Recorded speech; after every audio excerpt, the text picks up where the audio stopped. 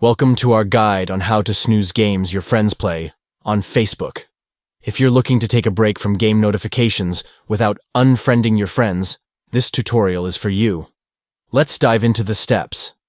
First, open the Facebook app on your Android device. Then locate and tap the three lines at the top right corner of the screen. From the menu that appears, tap on Gaming. Once you're in the gaming section, find the Games Your Friends Play option. Next to it, tap the three dots icon to access additional settings.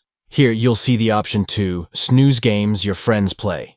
By tapping on this option, you can temporarily snooze notifications related to games that your friends are playing on Facebook. This feature allows you to take a break from game updates without completely blocking them.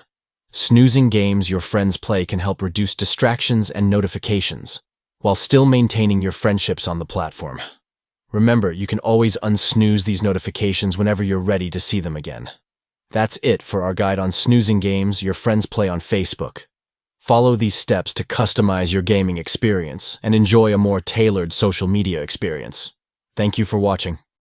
Welcome to